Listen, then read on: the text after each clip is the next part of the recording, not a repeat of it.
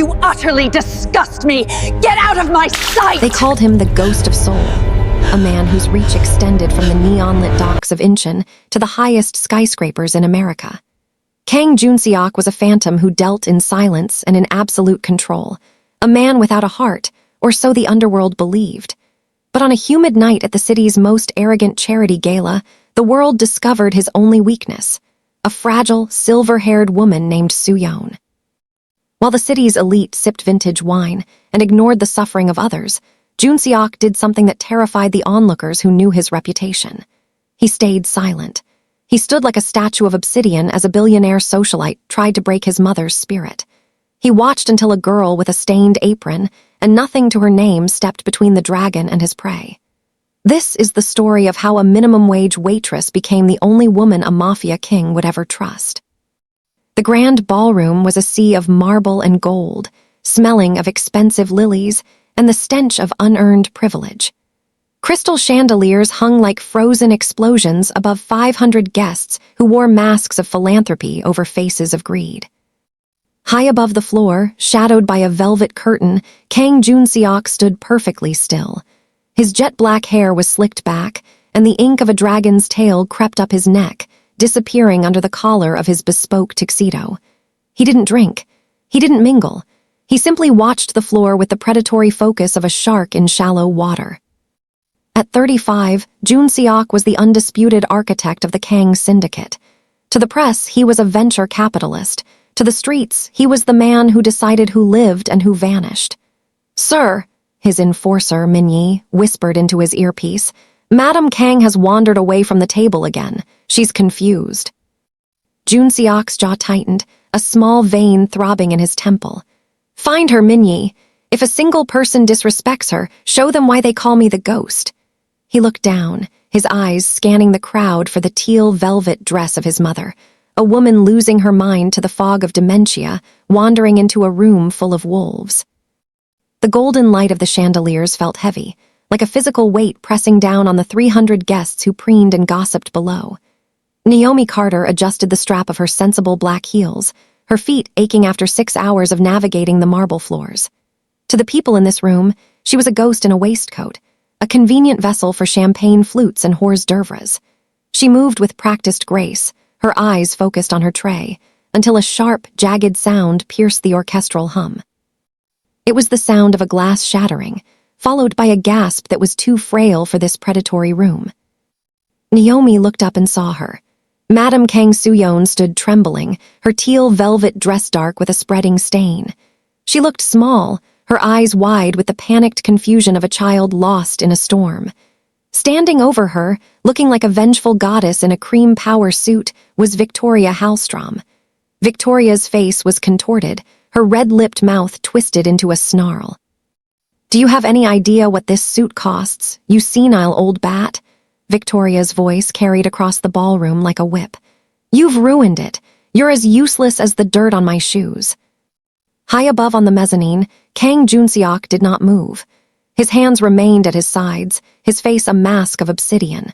The air around him seemed to drop 10 degrees. Beside him, Min-yi shifted, his hand moving instinctively toward his jacket, but a single, infinitesimal tilt of Joon-Seok's head stopped him. The boss was watching. He was waiting to see if his mother's world was entirely populated by monsters. Below, Victoria wasn't finished. She reached for a fresh glass of Cabernet from a passing tray, her eyes gleaming with a cruel, unchecked power. "Since you like wine so much, why don't you wear the rest of it?" As Victoria tilted the glass, aiming directly for the elderly woman's face, the invisible girl moved. Naomi didn't think about her mortgage, her brother Toby, or the risk of losing the best-paying gig she'd ever landed. She simply stepped in. With a sudden, forceful stride, she placed her body directly in front of Madame Kang. The wine didn't hit the teal velvet. Instead, the dark, cold liquid exploded across Naomi's white blouse and neck, splashing up into her face. The ballroom went deathly silent. Naomi stood tall, the red liquid dripping from her chin onto the marble, her eyes locked onto Victoria, with a fire that made the socialite stumble back.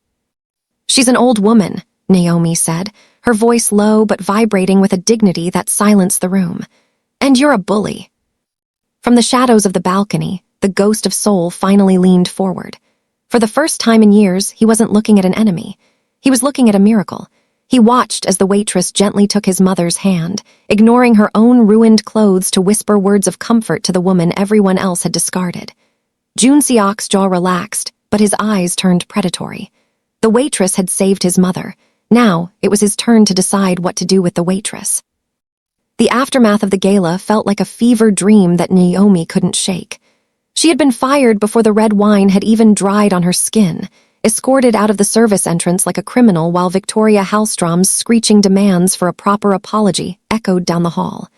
Now, sitting in her cramped, dimly lit apartment, Naomi stared at her hands. They were still shaking. In the corner, the radiator hissed, a rhythmic reminder of the bills she could no longer pay and the brother whose future was now a terrifying question mark. A heavy, deliberate knock at the door shattered the silence. Naomi froze. Debt collectors didn't knock like that. When she pulled the door open, the hallway felt suddenly smaller. Standing there was the man from the balcony, the one with the jet-black hair and the intense, unnerving gaze.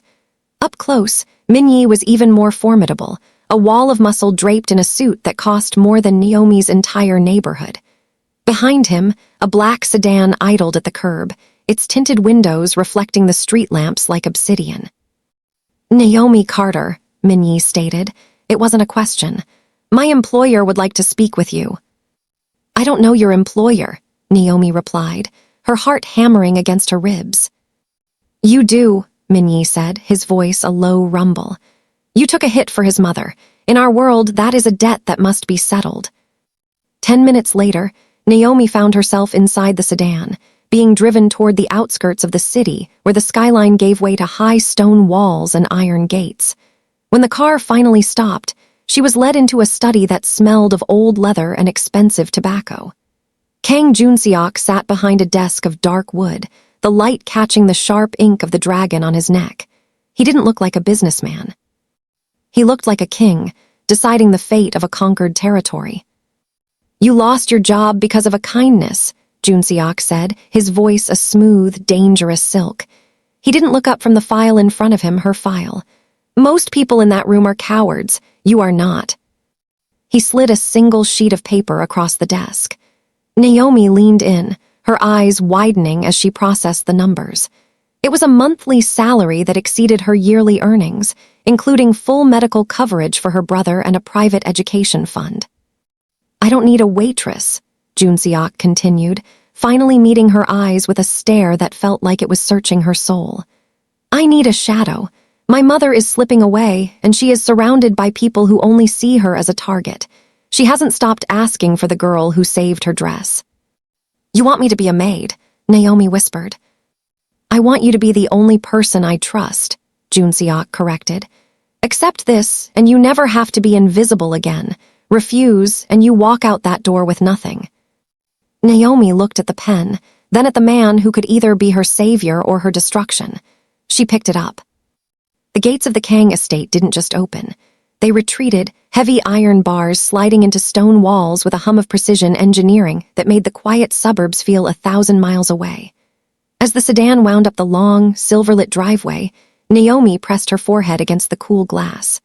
The house was less of a home and more of a monolith, a brutalist masterpiece of glass and concrete perched on a cliffside, overlooking the churning black waters of the lake. When the car door opened, the air tasted of salt and expensive cedar. Min-yi led her toward the entrance, his shadow stretching long across the manicured lawn. Naomi's sneakers felt loud and disrespectful against the polished basalt floors of the foyer. Inside, the silence was absolute, broken only by the rhythmic pulse of blue light from the high-tech security consoles embedded in the walls. Guards stood at every transition point, men with the same coiled intensity as Min-yi, their gazes sliding over her with a clinical, icy detachment. "This is the heart of the ghost's operation," Min-yi murmured, his voice barely a ripple in the stillness. "Every inch of this floor is pressure-sensitive. Every camera uses facial recognition. You are now a registered heartbeat in this house, Naomi. Do not wander." She was led past a wall of monitors where thermal feeds showed the perimeter in ghostly shades of orange and white. It was a jarring realization. She hadn't just taken a job. She had entered a sovereign territory with its own laws and its own gravity. The opulence was suffocating. Original Renaissance sketches hung in climate-controlled frames, yet the furniture was sharp, sparse, and positioned for clear lines of sight. It was a palace designed for a war that never ended. In the center of the living terminal, Joon-Seok stood by a floor-to-ceiling window, his reflection superimposed over the distant city lights. He had discarded his tuxedo jacket, his white shirt sleeves rolled up to reveal the dark, intricate ink that wound around his forearms like climbing vines. He didn't turn around when she entered, but the tension in the room shifted instantly. "The guest suite is in the east wing, connected to my mother's quarters," he said, his voice echoing in the vast space. "There are no locks on the inside of your doors, Naomi. Not to keep you in, but so my men can reach you in 3 seconds if the alarms trip." Naomi looked down at her small suitcase, suddenly feeling the weight of the invisible crown he was placing on her head. The luxury around her was a gilded cage, a high-tech fortress built to protect one fragile woman and the man who ruled the darkness. As a distant, electronic chime signaled the changing of the guard, Naomi realized she was no longer the girl who served the world. She was now a secret kept by the most dangerous man in the city. The east wing of the estate was a sanctuary of soft light and filtered air, a stark contrast to the cold, surveillance-heavy corridors of the main house. When Naomi entered Madame Kang's suite, she found the elderly woman sitting by a window, her eyes fixed on the gray expanse of the lake with a look of profound loneliness. On a small table sat a tray of untouched food, exquisitely prepared sea bass that had gone cold, ignored by a woman who no longer recognized the luxury she lived in. Naomi didn't approach as a servant, she approached as a guest. She moved to the small kitchenette and began to work, the familiar sounds of a kitchen, the rhythmic chop of vegetables and the sizzle of a pan, filling the oppressive silence. She wasn't making gourmet fare, she was making juk, a simple, comforting Korean rice porridge, the way her grandmother used to when the world felt too heavy. As the aroma of toasted sesame oil and ginger wafted through the room, Madame Kang's head turned slowly. The vacant stare began to clear, replaced by a flicker of recognition, not of a person, but of a memory. Naomi hummed a low, soulful melody, a traditional lullaby that she had heard drifting from Korean grocery stores in her neighborhood. "My mother used to sing that," Madame Kang whispered, her voice like dry parchment. Naomi smiled gently, bringing a warm bowl to the table. "It's a song about the moon watching over the harvest. My grandmother said it ensures no one goes hungry." For the first time since the gala, Madame Kang ate. Between small, careful bites, the fog of dementia seemed to lift, tethered to the earth by the heat of the ginger and the vibration of the song. She began to talk, not of the mafia or the dangerous man who ruled the house, but of a little boy named Joon-Seok who used to hide in the kitchen to steal bites of rice cake. "He had such a loud laugh," Madame Kang murmured, a ghost of a smile touching her lips, "before the world made him go quiet." Naomi listened, realizing that her role wasn't just to guard a body, but to salvage a soul. She spoke of her own brother, Toby, and the way they used to share a single candy bar as if it were a feast. In that quiet room, the barriers of race, age, and status dissolved. They weren't a billionaire's mother and a hired maid. They were two women sharing the universal language of survival and love. Unbeknownst to them, Joon-Seok stood in the darkened doorway, his silhouette framed by the high-tech glow of the hallway. He watched his mother laugh, a sound he hadn't heard in 3 years. His gaze shifted to Naomi, his expression unreadable, but the grip on his phone loosened. For the first time, the ghost of Seoul didn't see a waitress he had hired to settle a debt. He saw the only person capable of bringing the light back into his fortress of shadows. The weeks that followed transformed the Kang estate from a mausoleum of cold glass into something that felt dangerously like a home. Joon-Seok found himself lingering in the shadows of the mezzanine more than usual, his eyes no longer tracking security feeds or market fluctuations, but the rhythmic, unhurried movements of Naomi Carter. She was a splash of vibrant color in a world rendered in grayscale. He watched her from the doorway of the sunroom, where she had coaxed Madame Kang into an afternoon of gardening. Naomi's hands were stained with dark earth, a stark contrast to the pristine, sterile environment he had curated for years. She didn't treat his mother like a patient or a burden. She treated her like a confidant. He saw them leaning over a bed of hydrangeas, Naomi's head tilted back in a genuine melodic laugh that seemed to echo through the hollow chambers of his heart.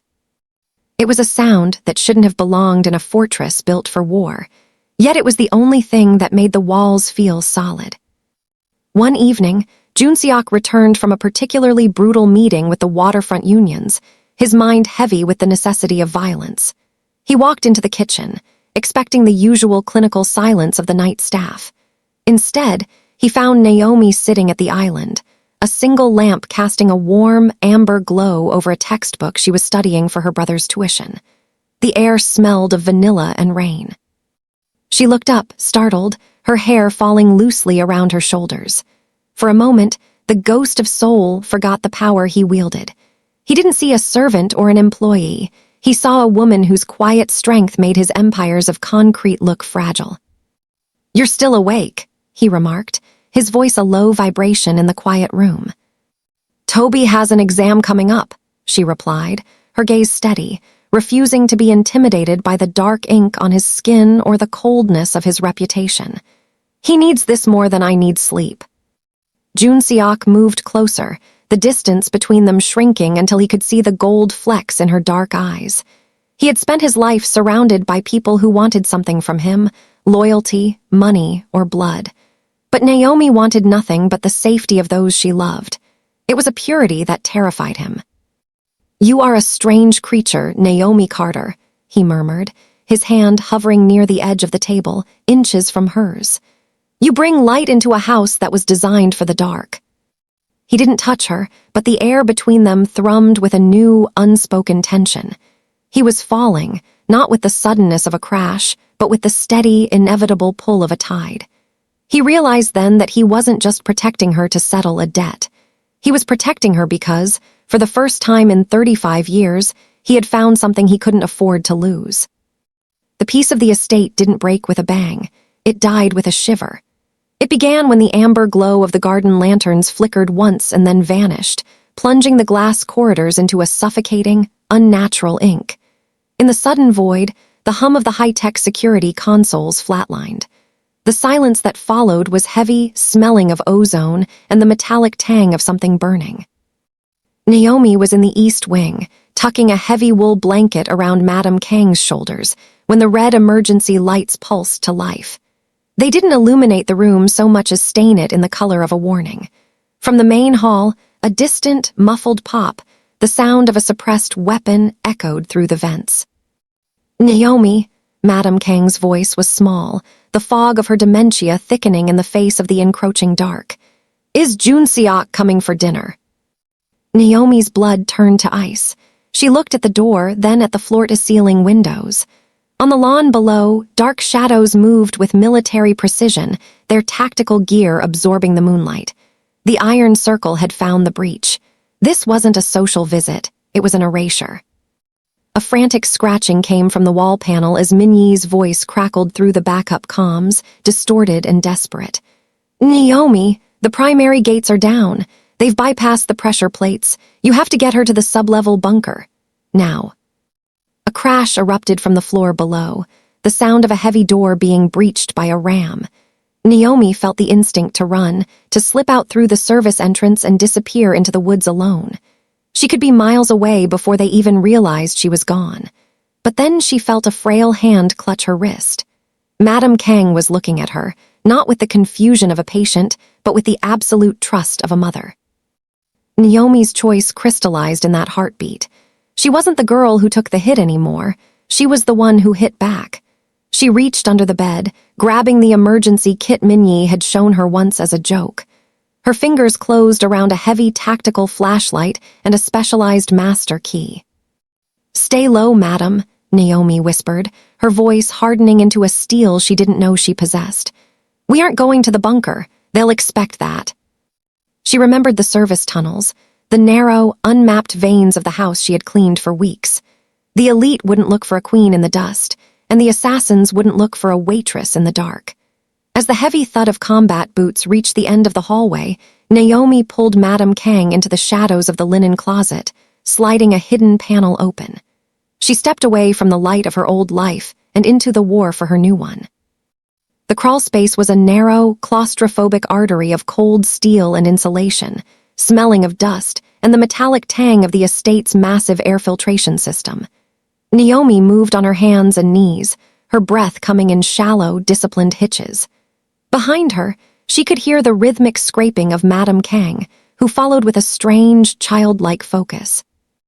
In the darkness, the dementia had shifted from a burden to a shield.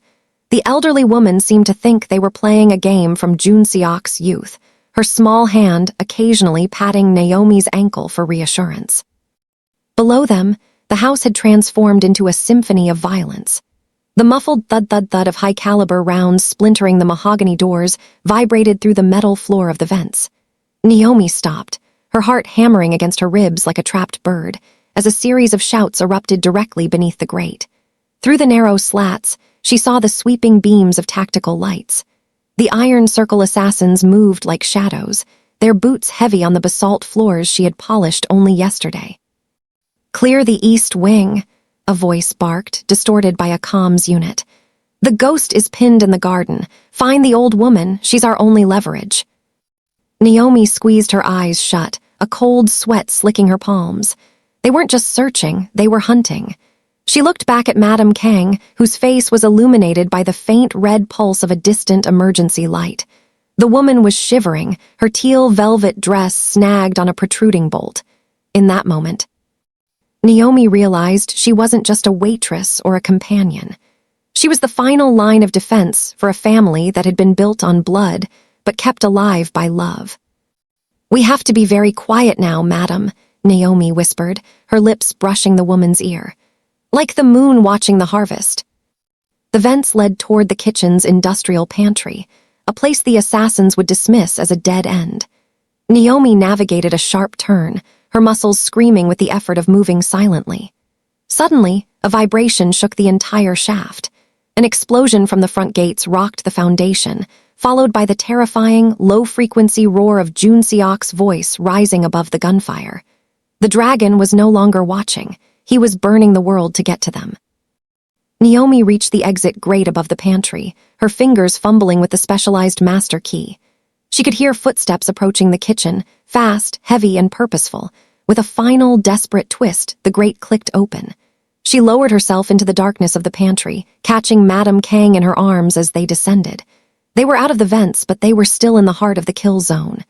Naomi grabbed a heavy paring knife from the butcher block, her knuckles white. She was no longer hiding. She was waiting. The pantry door exploded inward, splintering under the force of a tactical boot. Naomi didn't scream. She didn't have the breath for it. As the first assassin lunged through the debris, she swung the heavy iron skillet she had scavenged from the prep station with every ounce of terror-fueled adrenaline in her veins. The metal connected with a sickening crunch against the man's temple, sending him spiraling into the shelves of dry goods. But there were more. 2 more shadows flooded the narrow space, the red laser sights of their weapons dancing across the bags of flour like hungry spirits.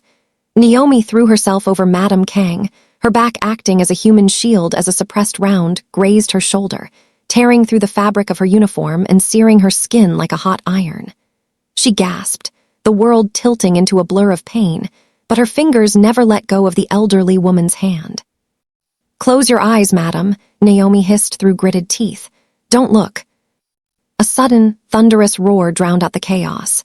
The kitchen's secondary industrial doors were torn off their hinges as a whirlwind of black silk and cold fury erupted into the room. It was Joon-Seok. He didn't look like a businessman or even a man. He looked like a force of nature. In his hand, a heavy handgun barked 3 times, each shot a precise, clinical end to the threat. The silence that followed was heavy with the scent of cordite and spent brass. Joon-Seok didn't look at the bodies. He didn't look at the ruin of his kitchen. His eyes were locked on the corner of the pantry, where a girl in a blood-stained apron sat on the floor, trembling but unbroken. He crossed the room in 3 long strides, dropping to his knees, a position the ghost of Seoul never took for anyone. His hands, usually so steady and lethal, shook as he reached out. He saw the crimson spreading across Naomi's shoulder, the way her knuckles were white from the grip she maintained on his mother. "Naomi," he whispered, his voice cracking, stripped of its usual iron.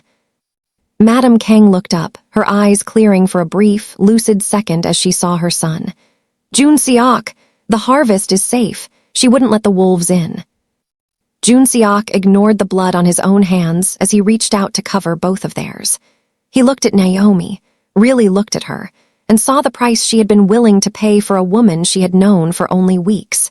He realized then that he had spent his life building a fortress to keep the world out, but he had finally found the only person worth letting in. "You're safe," he murmured, pulling them both toward his chest. I have you both." Naomi finally let out the breath she'd been holding since the lights went out, her head falling against his shoulder as the adrenaline faded into a numb, exhausted peace. The dragon had returned, but it was the waitress who had saved the kingdom. Exactly 1 year had passed since the marble floors of the Palmer House Hilton had been stained with red wine and the dignity of a helpless woman. Tonight, the ballroom was once again a sea of silk and arrogance, but the atmosphere was different. There was a sharp, electric edge to the air, a collective holding of breath as the heavy oak doors swung open. The herald didn't need to speak. The silence that swept across the room was announcement enough. Naomi Carter descended the grand staircase, her hand resting lightly on the charcoal-gray sleeve of Kang Joon-Seok. She was no longer a ghost in a service waistcoat. She wore a gown of midnight emerald silk that shimmered like deep water, her dark skin glowing under the fractured light of the chandeliers. Around her neck sat a collar of black diamonds, a gift from a man who had once watched her from the shadows and now refused to let her walk a single step behind him. Beside her, Joon-Seok moved with the same predatory grace, his gaze cold and absolute. But as he looked at Naomi, the ghost of Seoul allowed a flicker of something human to soften his features. He wasn't just presenting a partner, he was presenting a queen. As they reached the center of the floor, the crowd parted like a retreating tide. There, standing near the same gilded pillars where the humiliation had begun, was Victoria Hallstrom. The socialite looked older, the lines of her face sharpened by a year of dwindling invitations and social exile. In her hand, a glass of red wine trembled. When their eyes met, Victoria's face drained of color. The arrogance that had once defined her was gone, replaced by the raw, visceral terror of a woman who finally realized she had bullied a lion's cub. Joon-Seok stopped, his presence looming over the space like a storm cloud. He didn't say a word, but the slight tightening of his jaw sent a ripple of fear through the nearby guests. He looked at Naomi, a silent question in his eyes. Should I end this? Naomi stepped forward. She didn't look at Victoria with anger, but with a cool, devastating pity. She reached out, her movements slow and deliberate, and gently took the trembling wine glass from Victoria's hand. "Careful, Victoria," Naomi said, her voice a calm, melodic chime that carried to every corner of the silent room. "Stains are so difficult to remove once they've set." The humiliation was total. Victoria's knees buckled, and in a move that mirrored the very position she had once forced Madame Kang into, she sank into a deep, shaking curtsy. She stayed there, bowed low before the woman she had once called a thief, as Naomi and Joon-Seok swept past her.